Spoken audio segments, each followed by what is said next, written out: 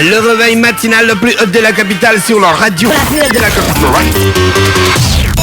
Du lundi au vendredi, de 7h à 10h. De retour dans le studio des 104.5 Urban FM, la station urbaine dans le Da Fresh Morning. Il est exactement 9h08. Voilà, c'est le moment de recevoir Mosley. Mosley, bonjour. Bonjour Da Fresh, comment tu vas? Ça va tranquille. Et ton week-end? Il était bien, je suis toujours, surtout que je suis très content. Entre les bouteilles sur les têtes. Ouais, dans les boîtes. Ouais, entre les bouteilles sur les têtes et la victoire du Portugal, c'était le must.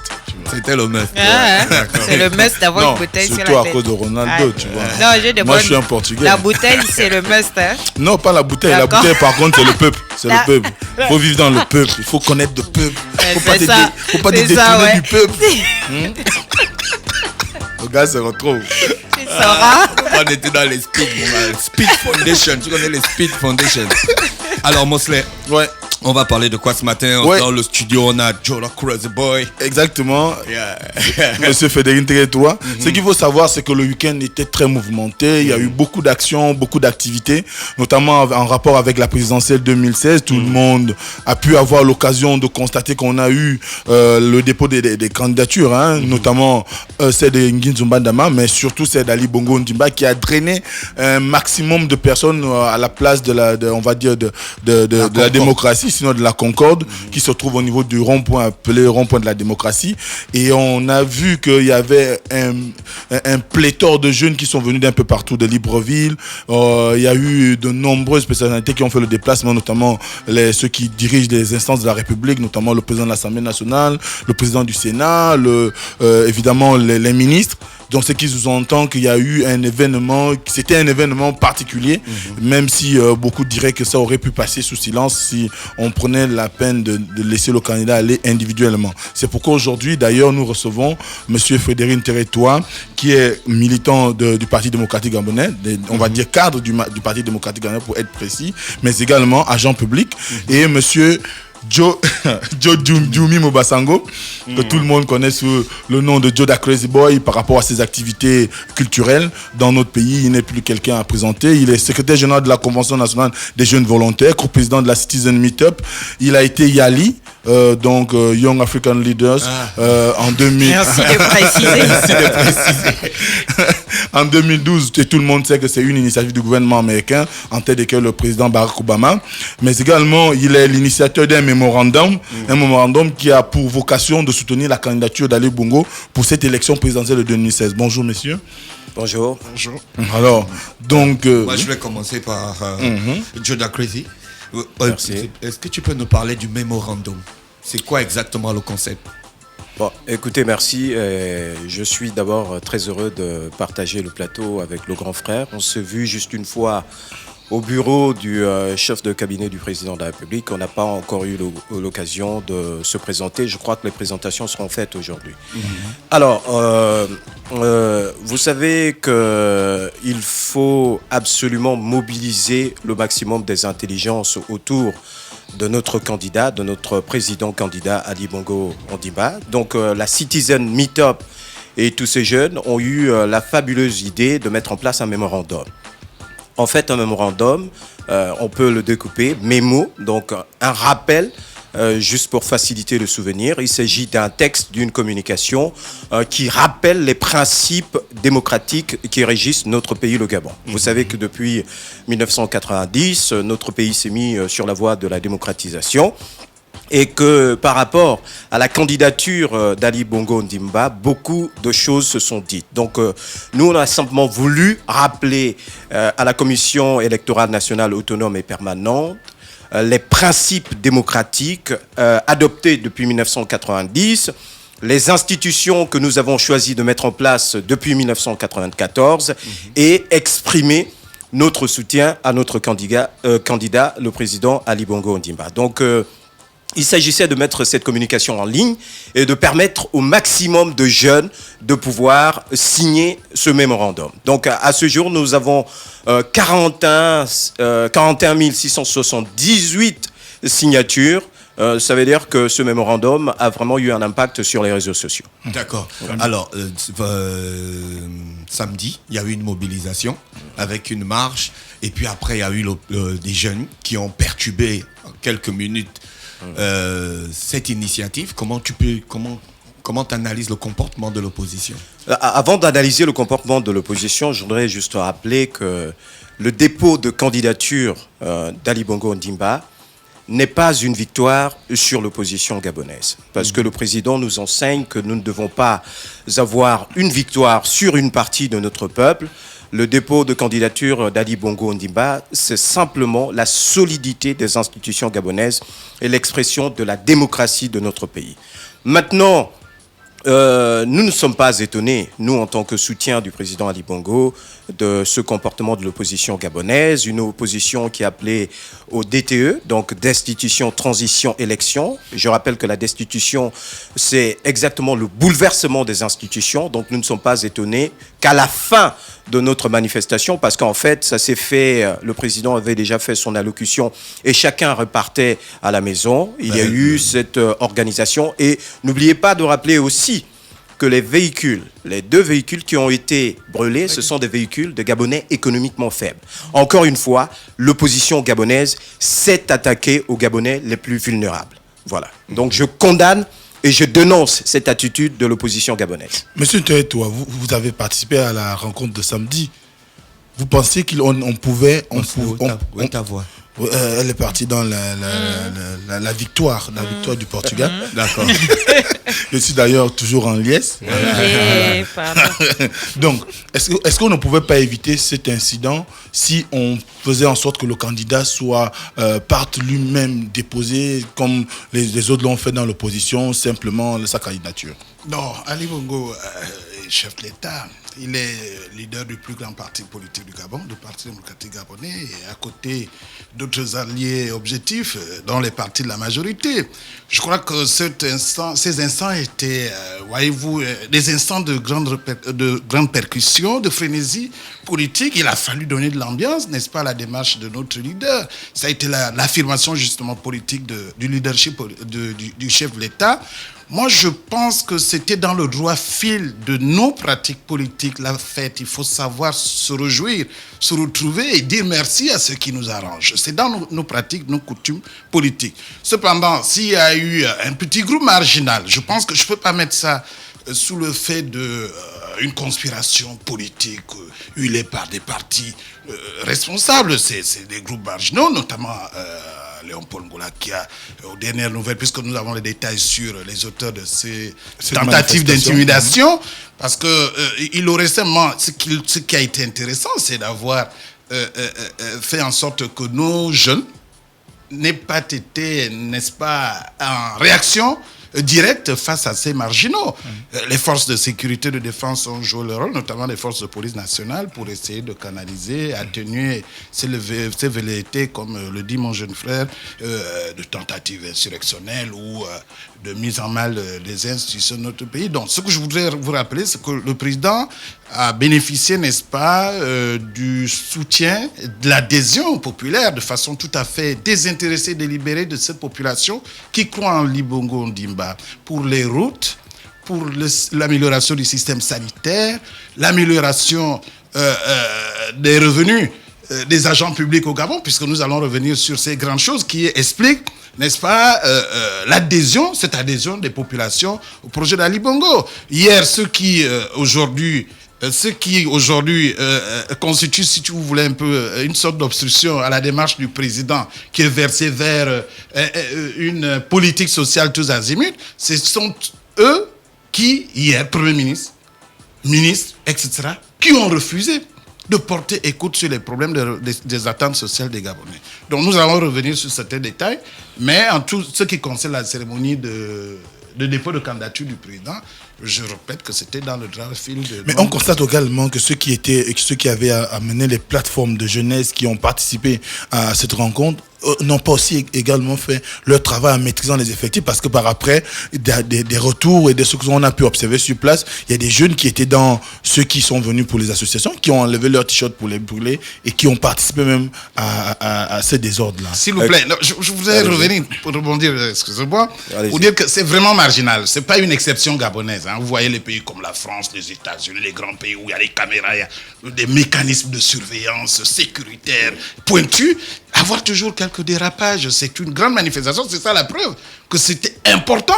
Près de 75 000 personnes réunies. Il y a toujours 3 ou 4, 5 qui peuvent essayer d'imprimer leur déviance, mais ça n'a pas, n'est-ce pas, altéré l'essentiel, c'est-à-dire la matérialisation du soutien, de contenu de si vous Donc voulez, pour vous, ce petit mouvement fait partie de l'ambiance de la grande. Je voudrais rappeler que c'est des méthodes que nous connaissons, c'est-à-dire que pendant une mobilisation, on peut infiltrer quelques activistes de l'opposition pour aller récupérer des t-shirts et à la fin de la mobilisation, brûler ces t-shirts et faire un selfie devant cette flamme, parce que j'ai vu des personnalités comme Marcona ou d'autres, ou Libama. Mais c'est pas des hommes politiques. Pourquoi ? C'est des activistes, et justement, la confusion est maintenant dévoilée au grand jour. Parce que à l'époque, lorsqu'on accusait ces personnalités qui sont en fait des personnalités de la société civile d'être des acteurs politiques, on disait que non, on se trompait, c'était pas des acteurs politiques, c'était des personnalités de la société civile. Mais aujourd'hui, la connivence entre l'agenda des partis politiques de l'opposition et l'agenda de cette société civile montre qu'il y a une instrumentalisation. Et cette instrumentalisation, nous l'avions dénoncée depuis des mois, depuis des années. Il y a une connivence entre une partie de la société civile et les partis de l'opposition au Gabon. Pourquoi vous parlez seulement d'instrumentalisation quand c'est l'opposition ? Non, il n'y a pas d'instrumentalisation quand c'est l'opposition. Il y a que nous sommes chacun dans un couloir. Je suis clairement engagé pour être le soutien d'Ali Bongo.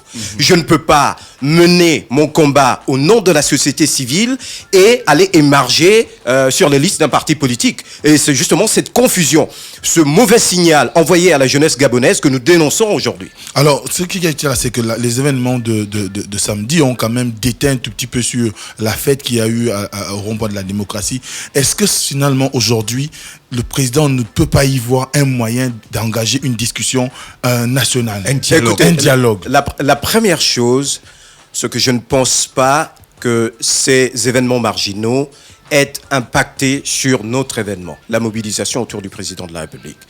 Deuxième chose, je crois que le président de la République a toujours été dans une posture de dialogue. Les populations gabonaises, donc les Gabonais, ont eu un dialogue avec le président de la République en matière de santé. La conclusion de ce dialogue est que le président a construit des CHU et a mis en place la CNAMGS. Les populations gabonaises, à travers les syndicats, ont eu un dialogue avec le président de la République en matière de révalorisation des salaires. La conséquence de ce dialogue est que, finalement, le président de la République a révalorisé les salaires de près de 80 000 fonctionnaires. Les populations rurales de notre pays, le Gabon, ont eu un dialogue avec le président de la République pour essayer de booster l'agriculture. La conséquence de ce dialogue est que le président a mis en place le projet Graines, qui est un projet pour l'autosuffisance alimentaire de notre pays. Donc, si on veut un dialogue constructif, le président de la République l'a mené. Si on veut un dialogue politique pour la redistribution des richesses de notre pays, au lieu de les envoyer vers les populations les plus vulnérables, je pense qu'on le fera après la victoire d'Ali Bongo. Monsieur Télétois, vous ne pensez pas que la situation qui a été celle de samedi, qui pourrait peut-être devenir plus radicale dans les jours à venir, notamment certainement après la validation du dossier, parce qu'il y a eu acceptation du dossier, maintenant on attend la validation, parce qu'il faudrait publier la liste des candidats qui ont été retenus. Maintenant, si évidemment on arrive à une situation où il y a un radicalisme qui s'impose, est-ce qu'il ne sera pas nécessaire d'ouvrir des discussions, d'ouvrir une tribune qui pourrait permettre à ce que toutes les parties se retrouvent et finalement qu'on ait à discuter, qu'on sorte de là grandi? Mais pour votre gouvernement, je vais vous rappeler que c'est la 6e fois que Ali Bongo va être candidat à une élection politique au Gabon, sans discontinuer. 4 fois député, 2 fois candidat à l'élection présidentielle. Donc ce n'est pas un fait inédit que le président y soit, n'est-ce pas, si vous voulez, impliqué. à ce type de compétition. Alors, il y a eu simplement que les gens ont intériorisé les mauvais réflexes, les mauvaises habitudes. Il y a 2 temps là. Il y a le temps d'Omar, le nouveau temps d'Ali, le libéral social. Alors, avant, les dialogues politiques, c'était des combinaisons tous azimuts dans l'ombre entre celui-là, celui-ci. Par exemple, les accords de Paris. Les accords de Paris avaient un objectif. On a trop refusé à Oyemba sa connivence avec ce qu'on appelait les rénovateurs. C'est comme ça qu'on est allé à Paris, entre Agonjo, ceux des teneurs de l'opposition et certains classiques de l'époque au PDG, notamment Mimboto. Mais on est allé, tout de même, on a été perçu comme une personnalité alternante à la posture d'Oyemba à l'époque, je crois, Premier ministre. Et Mimboto et les autres ont imposé Pauline Bamgema. Donc, ils sont habitués à ce type de petits réflexes, des combines de couloirs, etc. Le président refuse cela pour mettre résolument le Gabon vers le travail et que la transparence politique, des pratiques politiques soient des pratiques tout à fait conventionnelles. Parce que nous avons des instances politiques qui régulent le débat s'il en était nécessaire. Le président a dit oui au dialogue. Il a fait une importante déclaration devant les deux chambres du Parlement. Alors, ce dialogue se fera. Si moi, en tirage, j'avais un avis à donner, oui, limitation d'âge, on va discuter de cela. Est-ce qu'à plus de 70 ans, il serait bon et même ingénieux d'être candidat? Mais si on a encore tout ce qu'il faut comme faculté intellectuelle, tous ces moyens viables, on peut quand même prétendre. Oui, mais... Et surtout qu'on passe devant une commission médicale. Voilà, nous sommes africains, bantous, nous avons des pratiques. La vie publique... à mon humble avis, ça requiert un minimum de bons réflexes et des attitudes. Ce que nos anciens nous renvoient comme image, ne serait-ce que sur le plan politique, c'est quand même une sorte je peux dire, une anomalie généralisée, l'infidélité politique, la compromission, l'instabilité. Vous avez vu les élections partielles dernières, récentes, les législatives. Ils avaient cru que certains ont cru le fait de changer de label, quitter le PDG pour X direction, cela allait alterner le comportement de nos électeurs. Et vous avez bien vu que le peuple gabonais a renvoyé un message de constance et de loyauté à ses choix.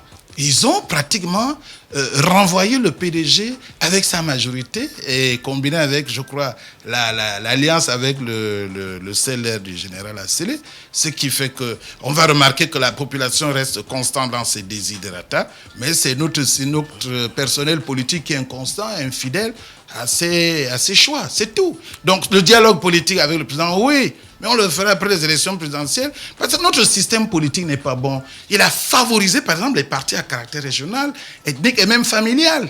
Vous regardez les partis comme le PSD, les histoires comme le parti de Mbaba Solo, ou le PGP, l'Union nationale, une affaire de beau-père, belle-fille, etc. Alors, on avait voulu, d'ailleurs, sous le feu Mbaoba, ministre de l'Intérieur, de retoucher la loi sur les élections pour donner la chance à une certaine élite. Même au niveau des choix des dirigeants de nos collectivités locales, il fallait corser. Nous sommes un pays en voie de développement. Vous trouvez normal qu'un maire soit quelqu'un qui n'a jamais été chef de service public, qui n'a jamais piloté un projet, il se retrouve maire à la tête d'une collectivité locale. C'est un problème. Or, son homologue français, s'il s'agissait de faire des jumelages, il faut qu'il soit capable de trouver des gens qui correspondent un tout petit peu à leur manière de voir et de faire. Alors, donc, notre système politique a tué, si vous voulez, la représentativité. En ce sens qu'on a encouragé toute une panoplie de vices, etc. Donc, on va voir aux élections présidentielles. Admettons que le président est suivant immédiat l'Union nationale, je ne sais pas quelle autre force politique, on verra. Parce que la réalité aujourd'hui, c'est quoi? Notre système politique donne trop de force aussi à la représentation des partis, ne serait-ce qu'au niveau de l'organisation des scrutins, des élections au Gabon. Donc ça veut dire quoi?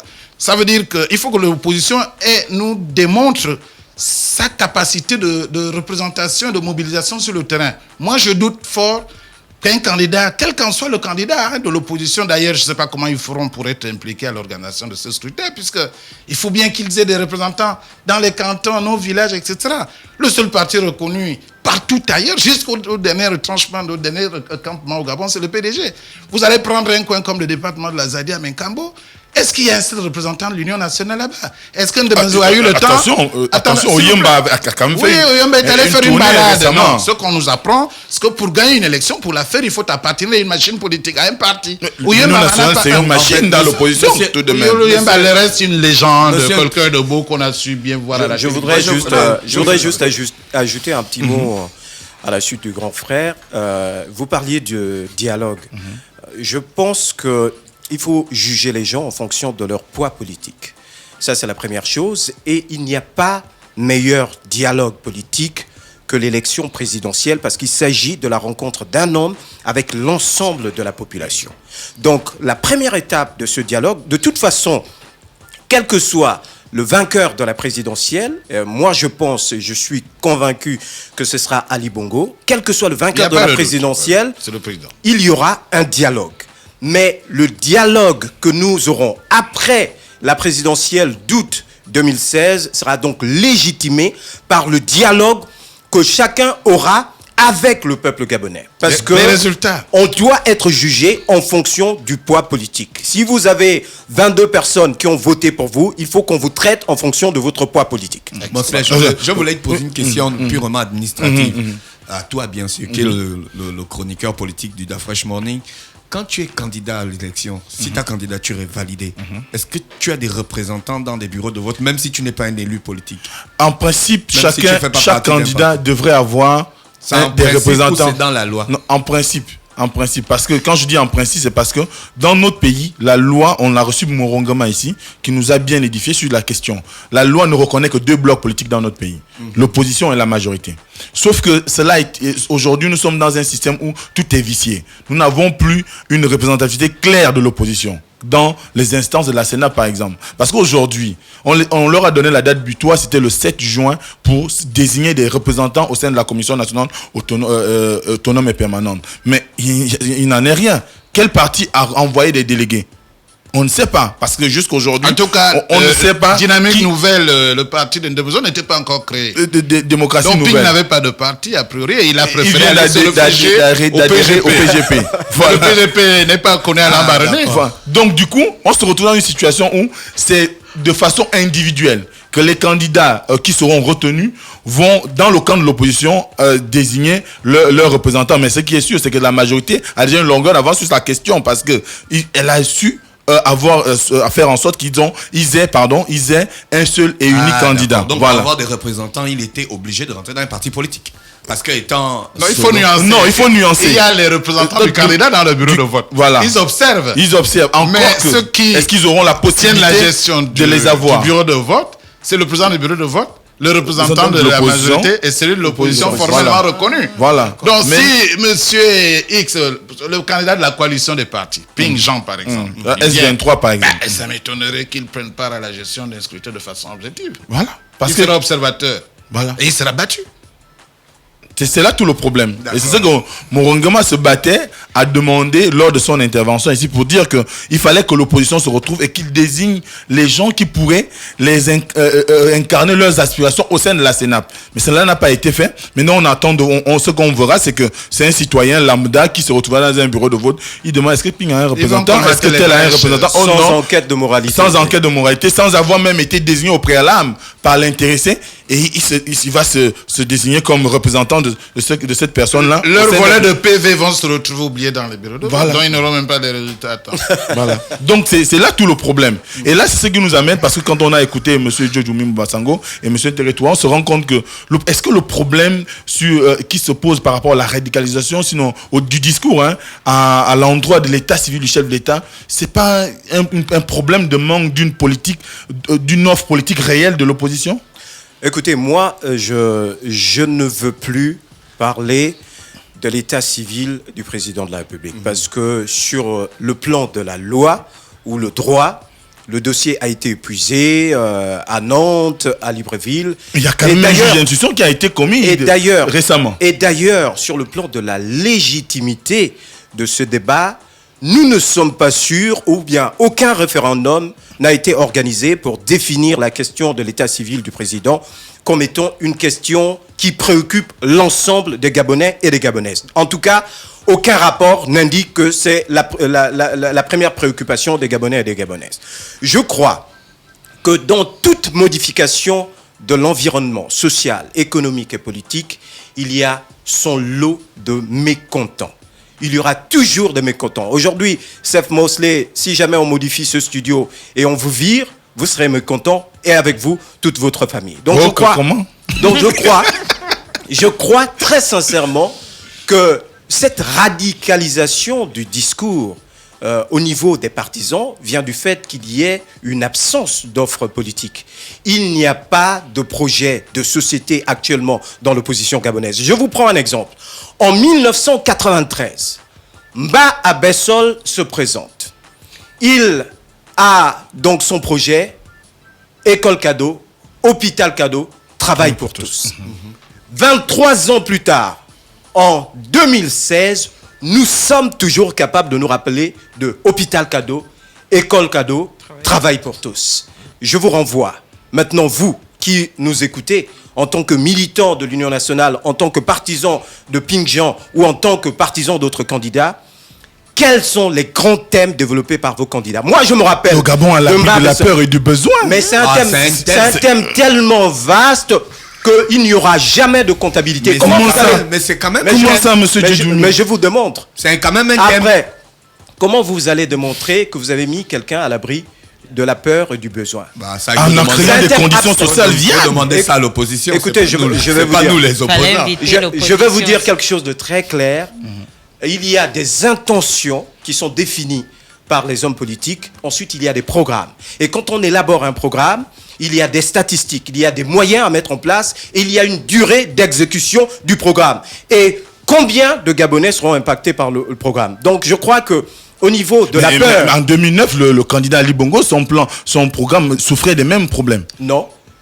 1, il a eu un projet de société. 2, il y a eu une précision par rapport au plan stratégique. Deux ans plus tard ou 3 ans plus tard. Mais écoutez, on est toujours dans le perfectionnement. On est toujours dans le perfectionnement. Il y a une idée générale. L'opposition aussi va se perfectionner. Peut-être ils pourront le faire 5 ans plus tard. Non, mais il reste 2 mois. Ils ont un programme après l'élection. Ils vont peut-être... S'ils sont élus. Il n'y a pas de problème, ils vont se perfectionner après la victoire d'Ali Bongo. D'accord. Je crois que c'est ça. Oui, je voulais rebondir sur cette affaire pour terminer. du président, le dossier de candidat. Non, je vous disais d'entrée de jeu que le président Ali Bongo Ondimba, c'est la 6e fois qu'il va se présenter aux élections politiques au Gabon.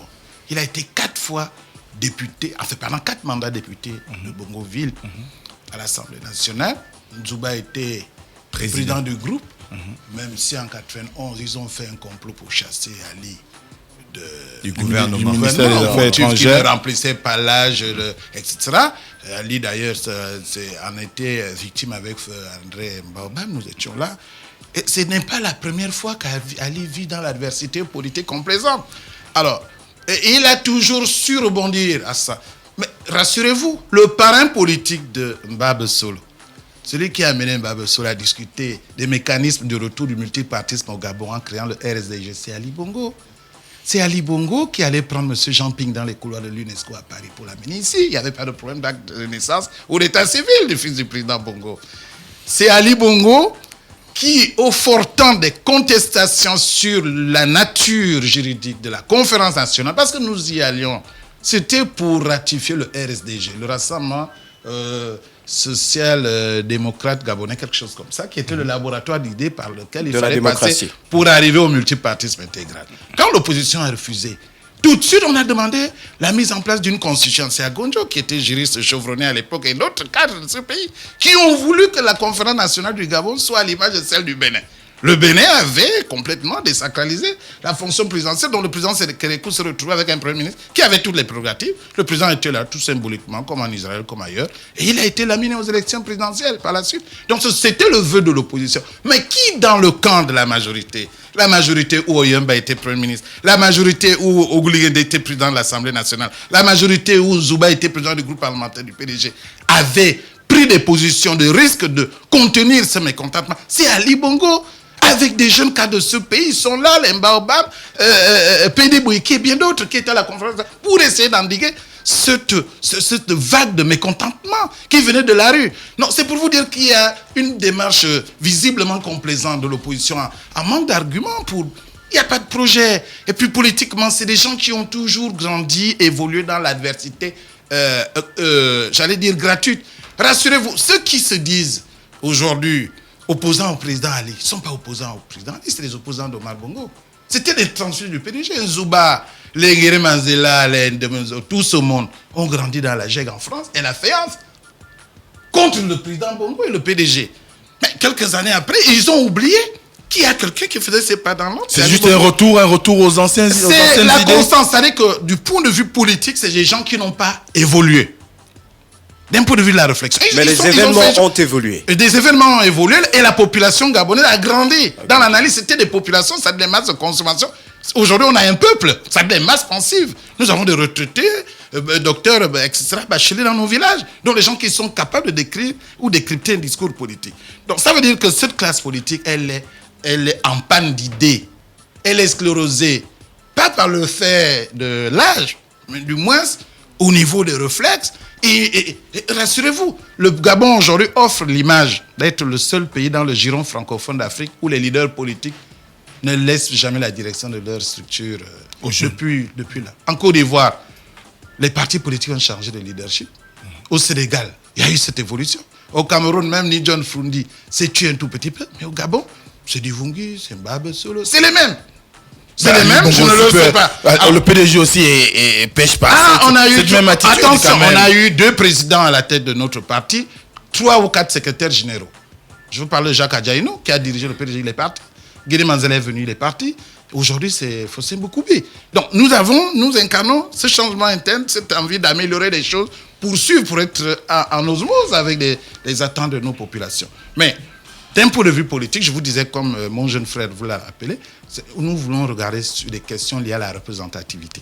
Allons aux élections présidentielles, on verra le poids de chacun. Au sortir de là, je pense que lorsqu'on sera assis à la table, autour de la table du chef de l'État élu, Ali Bongo sans doute, mais on saura tenir compte des uns des autres en fonction de ce qu'ils veulent. C'est pas tout d'aller à Paris, à la rue, sur le Firino, au siège du PS, pour dire oui, je suis candidat au PS. Le PS lui-même vit dans la diversité absolue. Vous êtes au courant des tendances au Parti socialiste français, qui ont même des doutes sur Hollande François, qui est leur président. Il a dû accepter la loi.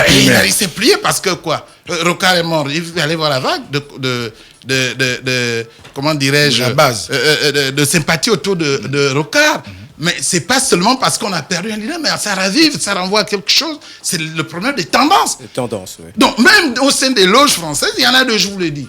Il y a la Grande Loge nationale française, il y a le Grand Orient de France. Donc, la France est une France de diversité et de multiplicité. Si Souba va à Paris, prendre une tasse de café à côté du Palais Bourbon, puisque je vois bien ce petit café avec un ami français. Moi, je vais chez Mancel ou mon ami, mes amis de Désir d'Avenir de Ségolène Royal. Mais je voudrais vous dire que la question de la représentativité de notre classe politique est réelle. Passons le relais aux jeunes. Pourquoi l'opposition ne nous présente pas quelqu'un de la cinquantaine? C'est vrai, je vois Léon Paul Ngoulakia qui s'ajoute là-bas. Je connais les Thierry Nan et bien d'autres cadres qui sont des gens chevronnés, le professeur Nambo. Mais c'est la vieille garde, nous ne sommes pas en Chine ici. Et puis je leur dis toujours que le Gabon n'est pas une clinique ambulante. Entretenir un chef d'État de plus de 60 ans qui arrive nouvellement au pouvoir, c'est une charge. Ça coûte cher à l'État? Mais ça coûte excessivement cher. Et le fonctionnement de l'État. Léon va arriver vieux, on a vu ce que ça a donné. Omar, lorsqu'il commence à aller au crépuscule, ça a été difficile. Alors, reposez-vous. Allez au village, faites des chants. Adhérer, vous les conseillez d'aller adhérer à Greg? À Greg. Donc, c'est pour dire qu'il y a toujours de la place pour chacun de nous dans ce pays. Je pense que le président a vocation à rassembler les Gabonais. Il ne fera pas de l'ostracisme, il n'a pas vocation à les chasser. C'est eux qui se donnent en victime expiatoire. Mais du point de vue politique, il dort. Je vous dis qu'il peut même aller à Los Angeles, il serait élu. Merci. Je voulais pour conclure. Il a affaire à ses fidèles politiques. C'est leur parrain, Ali Bongo. Et Ali Bongo est l'un des piliers du retour du multipartisme au Gabon. Avec son père, son de fin père Omar Bongo. Rassurez-vous. Je voulais pour conclure dire que Dans un esprit de perspective, évidemment. Voilà, dans la perspective. En fait, ce qui va se passer maintenant, là, c'est du côté de l'opposition, il va y avoir une fragmentation de l'opposition gabonaise. D'abord, il va y avoir une partie de l'opposition qui va penser que pour résoudre leurs problèmes, il faut envahir la rue. Donc, cette partie de l'opposition sera maîtrisée, bien entendu, par les forces de l'ordre. Ensuite, il va y avoir une deuxième partie de l'opposition qui va penser que pour résoudre leurs problèmes, il faut boycotter l'élection présidentielle, c'est-à-dire ne pas aller à l'élection présidentielle. Cette partie de l'opposition sera face à l'histoire, parce qu'à chaque fois qu'il y a eu un boycott au niveau d'une élection, eh ben, ça n'a pas donné le rendu voulu. Et il y a maintenant une troisième partie de l'opposition qui a investi de l'argent dans les tournées. L'investissement est tellement grand qu'ils sont obligés d'aller à l'élection présidentielle. On ne fait pas le tour du Gabon, on ne dépense pas des milliards de francs CFA pour ne pas aller à l'élection présidentielle du 27 Et si c'était par plus plaisir, histoire de découvrir le pays. Ah oui, peut-être, ce serait du tourisme, ce serait classé dans le cadre du tourisme, mais cette opposition-là ira effectivement à l'élection présidentielle et elle sera donc battue par Ali Bongo. Je voudrais rassurer les Gabonais et les Gabonaises. La première chose, c'est que nous devons porter les débats de notre génération. État civil et tout ça, ce n'est pas le débat de notre génération. Et le Gabon, notre pays, ne doit pas être le laboratoire de mauvaises expériences. Ce qui n'a pas marché en Côte d'Ivoire, ce qui n'a pas marché au Rwanda, doit nous être servi ici, dans notre pays, en tant que Gabonais. Et secrétaire général de la Convention nationale des jeunes volontaires, je dénonce et je condamne cette attitude. Je crois que depuis le départ, il y a eu une manipulation des hommes politiques, une instrumentalisation du débat à des fins politiciennes. Donc je crois que le président de la République, conformément au discours qu'il a prononcé devant le Parlement la dernière fois, va tout faire pour préserver la vie des Gabonais et des Gabonaises. Le président de la République sera toujours du côté de la paix dans notre pays parce qu'il ne connaît qu'une seule chose. Il a grandi dans la paix et il restera au pouvoir dans la paix. En parlant de discours, monsieur le territoire, le ton qu'a eu le président à son discours samedi, pensez pas que c'était un ton un peu trop fort? C'est le chef. On n'est pas chef pour rien. Parfois, il faut avoir le bâton et la carotte de l'autre côté. On ne s'improvise pas. En faisant des mouvements de pas de boxe? Non, mais Ali a ça veut dire qu'il est prêt à en découdre. Ali Bongo a montré toute la sportivité. Il a fait allusion au sport. Politiquement, le sport, c'est la détente, c'est l'entente, c'est le jeu. Non, je voudrais revenir à l'essentiel. Le Gabon n'est pas né en 2016. 2009, déjà, Ali Bongo arrive au pouvoir. Quel est le Gabon qu'il trouve? Le Gabon où Oyemba était Premier ministre, où Yorondo était Premier ministre, où Tutumemana était Premier ministre, où Divunga était vice-président, où Oyemba était ministre du Plan, Ping était ministre du Plan, Baganga était ministre du Plan. Ali Bongo trouve un Gabon sur la base du rapport de Bernard Kouchner, avant que le chef de l'État ne vienne confronter ces chiffres par l'expertise du cabinet McKinsey. Le Gabon était un champ de difficultés et d'incertitudes pour nos populations. Ça veut dire quoi? Ça veut dire que sur 1 500 000 habitants de l'époque, nous avions à peu près 20% de la population de ce pays qui était active. C'est-à-dire que vous prenez les chiffres, vous avez à la fonction publique à peu près 80 000 Gabonais, enfin, fonction publique, pareil, étatique, etc. Le secteur privé, la forêt, le pétrole, les mines et tout, vous mettez là-bas dedans 200 000 personnes et les indécis, c'est-à-dire l'économie informelle. C'est pour ça que le défunt président Bongo, on est allé de réforme en réforme, de tentative en tentative. Vous vous souvenez de la grande refondation de l'État qui a quasiment échoué du fait des mêmes, gourous, du refus de la pluralité et du mieux essor des Gabonais. Donc, dans ces tentatives de réforme, il s'agissait de sortir toujours des solutions pour essayer de donner confiance au peuple du Gabon. Donc, 80% des Gabonais étaient indigents, c'est-à-dire 1 200 000 Gabonais. Ali Bongo arrive au pouvoir, il inverse la tendance. Il y a eu beaucoup de recrutement à la fonction publique, ça on ne le dit pas. assez. Mais on déplore que ça soit seulement dans les corps. S'il vous plaît. La fonction publique civile, oui. Il y a beaucoup de jeunes que je vois aujourd'hui. Mieux, toutes les tentatives de réforme ou des requêtes des syndicats depuis 90, on a accouché une loi, enfin on a sorti une loi, le fameux statut général de la fonction publique. C'était les réponses qu'Oyemba a données en esquivant la question de l'augmentation du SMIC, du point d'indice, etc. On a accouché une panoplie de textes. Mais Ali a été plus pratique. C'est sous Ali Bongo Ondimba, en pleine récession économique, ça dit la baisse du prix du pétrole, la principale ressource du pays. On a augmenté alors de 30 à 60% les revenus des agents publics dans toute la masse. Tout en continuant à payer des autres accessoires de revenus qu'on connaît ici. C'est sous Ali Bongo Ondimba qu'on a cru, moi je suis originaire de Gwevindo, quand je suis à la Lara, la route allait au nord, mais l'axe de l'Est, ce n'est pas une légende, c'est une réalité. La route va à Gwevindo, une route bitumée, une route normale. C'est sous Ali Bongo Ondimba qu'on a vu enfin le Gabon s'investir à améliorer la qualité de nos hôpitaux. Regardez ce qui était hier à l'hôpital, j'ai devenu j'étais à Jules, Angonje, au Vendo, et même à l'intérieur du pays, puisqu'on a fait des hôpitaux avec le même groupe Vamen, mais ces hôpitaux, il fallait leur donner une certaine opérationnalité. C'est sous le président Ali que ça se fait. Alors, ce que je voudrais dire, c'est que les Gabonais ont d'autres désirs aujourd'hui. Sous Ali, donc, on peut constater, et rassurez-vous, les richesses du pays, c'est une petite bande de 3% de la population qui en jouissait, allègrement. Vous savez, lorsqu'on a regardé les revenus des agents publics, il y a des Gabonais qui se tapaient 80 millions par mois. Ils sont là, ce sont eux qui sont à l'opposition. Non, la rupture de retrait des privilèges, etc. 80 millions. Ben oui. On te dit, le ministre de la Communication a sorti le montant de ce qui était à l'habitat du président de l'Assemblée dans 160 millions. Quel calcul? Oui. 160 millions par an. Mais oui, par mois. 160 millions par mois. Mais tout ce qui fait en 20 ans de président de l'Assemblée nationale 38 milliards 400 millions. Moi calculer le téléphone ne veut même pas calculer. Mais inspecteur général des finances, ils avaient 80 millions par mois, 60 millions, c'était des détails, des cacahuètes ici pour certains, qui sont tous aujourd'hui à l'opposition. Quand le président parle de l'affaire des privilèges, ce n'est pas de la fiction. Ali Bongo était quand même ministre de la Défense, donc ministre du Renseignement. Il connaît, il a un dossier sur chacun d'eux. Il sait de quoi il parle. Ce n'est pas un citoyen lambda, quand il avance des choses, il faut suivre. Donc, je voudrais dire que cet acharnement, c'est-à-dire le réveil du Gabon nouveau, ça, c'est ce qui intéresse les Gabonais. Ali Bongo est un homme gabonais, fils de ce pays, qui a des tendances libérales. Le choix politique économique. Il croit à l'économie de marché, mais il est ce grand rassembleur.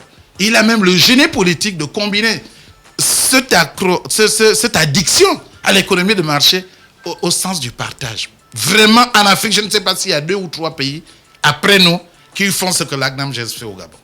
Donc, il pense à un État entrepreneur, producteur de richesses, mais il est accro au mécanisme de redistribution.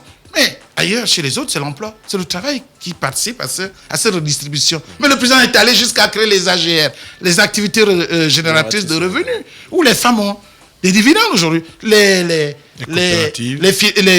locations familiales et d'autres perspectives économiques qui sont en cours avec le métier, un jeune métier. Donc tout cela, c'est pour susciter une dynamique d'un Gabon qui travaille, un Gabon qui vit, un Gabon économiquement fiable avec un marché qui donne. Et des Gabonais en bonne santé. Donc c'est ça, là, cette perspective qui habite les Gabonais. Et le seul Gabonais aujourd'hui qui incarne cette assurance et qui constitue l'espérance pour laquelle les Gabonais peuvent encore aller en masse le 27 août prochain, apporter leur choix, ce serait sur Ali Bongo Ondimba, parce que sur ce plan, par rapport à son bilan parlant, il n'a pas d'adversité politique fiable. Les autres, c'est des charognards, ils sont habitués. Et Ali, rassurez-vous, il y a quelques années, Yirendo a fait un malaise, mais Ali a envoyé Yirendo soyez en France. Non, mais c'est pas lui, c'est la CNAMGS. Non, mais c'est le président. Yirendo, c'est son oncle. Il avait été reçu quelques temps après pour dire merci au président. Non, c'est pour revenir à vous pour dire que le Gabon est indivisible. Ceux qui font du bruit la journée, la nuit, on se retrouve autour des mêmes deuils, des mêmes mariages, etc. Donc c'est un peu de la fumisterie. Ils savent que leur temps est révolu. Même en France, ils y vont. Vous croyez qu'Hollande François est fier à la cinquantaine d'avoir pour demandeurs de mandat politique des gens qui ont plus de 60 ans en Afrique? Qui ferait leur père de son père? Le monde bouge. Ali Bongo est la même génération que François Hollande. C'est des gens qui ont à peu près les mêmes perspectives pour leur pays. Les pays ouverts au monde. Vous voyez la place du Gabon, la COP 21. ces négociations, Ségolène est venue à Libreville, la sénégalo-française. Elle est venue, elle a amené un message, apporté un message de la France sur la contribution, les mécanismes, la validation des mécanismes de la contribution du Gabon sur les questions liées à la protection de l'environnement. Et notre pays suit. Au niveau régional, le leadership du Gabon reste intact. Nous avions parrainé même certains pays au niveau de la communauté financière africaine. La zone CFA, CEMAC, la BAC, même si notre sous-région vit allègrement bien. La Centrafrique, on a fini. On a eu un nouveau président élu. Donc le leadership politique du président est constant. Le Gabon a fait son retour à l'OPEP. Vous êtes au courant de ça? Oui, Bien sûr. évidemment. Alors, nous donc, suivons l'actualité. le prestige du Gabon demeure intact. Avec Ali Bongo, il sera davantage ravivé. Ce qui nous intéresse, c'est peut-être regarder encore les textes sur les retraites. Et ajouter aussi les logements. Et je ne suis pas contre. Moi, personnellement, et je ne réformer suis en pas profondeur le système de gestion de l'État. Il y a quand même eu des manquements là-dessus. C'est une œuvre humaine, elle n'est pas parfaite. Je vais dire... C'est au jour le jour qu'on se confronte aux affres de la gestion, aux réalités, aux moyens de la gestion des affaires publiques. C'est pas constant. Vous pouvez avoir une vision, vous pouvez avoir une bonne idée, mais vous mettez quelqu'un sur la base des informations qu'on vous donne sur la personne, mais il s'avère que tout cela soit le contraire, son comportement soit le contraire. C'est marginal aussi. Je voudrais juste rappeler que le constat d'échec du Gabon d'avant 2009 n'a pas été fait par le président Ali Bongo. Il a été fait par Omar Bongo lors de son discours du 2 décembre 2007. Et je crois que le président Ali Bongo a été le seul à avoir entendu cette voix d'Omar Bongo. En tout cas, en 2007, lorsqu'Omar Bongo a adressé son discours, le fameux « Dieu ne nous a pas donné le droit », il ne s'adressait pas à Ali Bongo, il s'adressait à l'ensemble de ceux qui sont aujourd'hui dans l'opposition gabonaise de notre pays. Donc je crois que Ali Bongo n'a jamais été aussi bon que lorsqu'il est mis en difficulté. Exact. En 2012, toute l'opposition a dit qu'on ne pouvait pas organiser la CAN. Ali Bongo a été sur le terrain et il a organisé cette CAN. Récemment, tous les syndicats ont pensé qu'on attendait Ali Bongo lors des revalorisations des salaires et qu'il devait se planter. On a fait des grèves, des marches, des intrigues, des intimidations. Au final, Ali Bongo a mis en place un nouveau système de rémunération qui satisfait aujourd'hui l'ensemble des populations gabonaises. Donc nous avons le meilleur Ali Bongo lorsqu'il est mis en difficulté. Nous avons le meilleur Ali Bongo lorsqu'il a en face de lui une adversité. Mais sauf que cette adversité-là, elle est très mécanisante. Elle n'est pas une adversité politique parce que ce n'est pas une adversité avec un projet politique en face, mais qu'à cela ne tienne, avec ou sans projet politique, nous aurons le meilleur Ali Bongo. Et n'oubliez pas que Ali Bongo a livré ce qu'il a livré avec beaucoup d'intimidation. J'ai écrit un texte où je disais que Ali Bongo a échappé à un guet-apens. Imaginez un homme qui livre des hôpitaux avec un président de l'Assemblée nationale qui n'est pas pour lui. Imaginons un seul instant, puisqu'à l'époque... réformer la loi sur la santé. Imaginons un seul instant qu'on avait eu M. Alexandre Barreau-Chambrier en tant que maire de Libreville. Donc on aurait un président de l'Assemblée nationale qui complote contre le président de la République, un maire de Libreville qui complote contre le président de la République, H&M qui infecte le Parti démocratique gabonais. Mais malgré ces obstacles, Ali Bongo a livré les CHU, il a mis en place la CNAMGS, il a construit des routes, il a mis en place le programme d'égalité des chances. Il faut féliciter Ali Bongo. Et je pense que le deuxième mandat d'Ali Bongo sera le mandat de la jeunesse. Parce que nous serons débarrassés de toutes les intrigues. Nous serons débarrassés de toutes les personnalités qui pensent que le Gabon ne peut pas se faire sans eux. N'oubliez pas que nous, jeunes, le Gabon s'est fait sans nous. Donc il faut que ces personnes-là de l'opposition acceptent qu'aujourd'hui, le Gabon se fasse sans eux. Et le Gabon se fera sans eux. Mosley, pour terminer. Oui, pour terminer, évidemment, il faut remarquer qu'on a constaté quand même le candidat Ali Bongo Ondimba s'est largement exprimé après le dépôt de sa candidature. On a vu qu'il était prêt à aller dans la course. Et surtout, ce qu'on a énormément souligné, c'est qu'il s'est montré très, très virulent. Parce qu'il a quand même, il a même demandé à ce que le match commence dès maintenant. Ce qui sous-entend qu'on voit derrière qu'il y a une volonté de faire en sorte que finalement l'élection présidentielle de 2016 serve de baromètre pour finalement atteindre ce dont il parlait tout à l'heure, notamment en termes de légitimité, parce qu'il s'agira de voir quel est le poids et l'embellir le système politique. Exactement, quel est le poids de chaque homme politique sur le plan national et qui finalement pourrait incarner au mieux les aspirations du peuple gabonais. Est-ce que tu es sûr que Maïla sera avec nous mercredi? On va prendre attache avec ceux qui nous ont demandé à ce qu'ils viennent, donc tout à l'heure. Merci. Et si jamais Maïla est là, lui Gaston Maïla, je rappelle juste une petite histoire. En 1986, j'avais 10 ans et j'étais premier de ma classe. Et je suis allé à la présidence de la République récupérer mon cadeau, puisqu'à l'époque, Omar Bongo distribuait des cadeaux à ceux qui étaient premiers de leur classe. Le ministre de l'Éducation nationale s'appelait Louis Gaston Maïla. Exactement. Donc, on ne peut pas aujourd'hui nous dire que celui qui a modélé notre avenir lorsque j'étais au primaire va construire mon avenir maintenant que je travaille et l'avenir de mes enfants. Je voudrais ajouter un détail. Quand Maïla viendra, vous direz à Maïla que nous ne sommes pas surpris de sa samba politique. Déjà en 89, pour les jeunes que vous êtes, il faut que vous le sachiez, l'affaire du coup d'état de Mobanjo, de Mambundu et autres.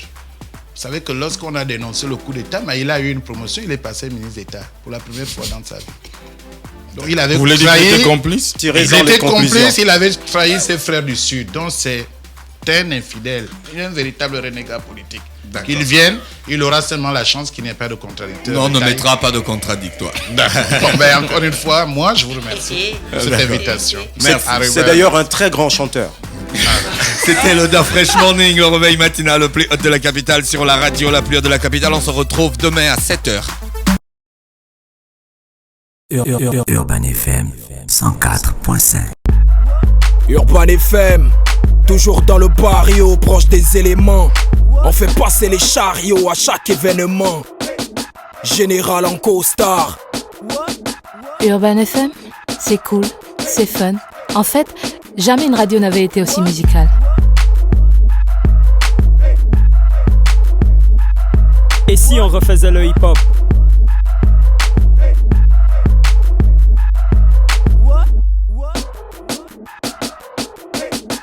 L'équipe nationale de la FM. C'est 100% musique urbaine, c'est notre radio préférée. Urban FM, je te kiffe. Toutes mes exclusivités et toute mon actualité, c'est sur Urban FM. C'est frais, c'est maintenant et c'est pour des générations. Urban FM 104.5.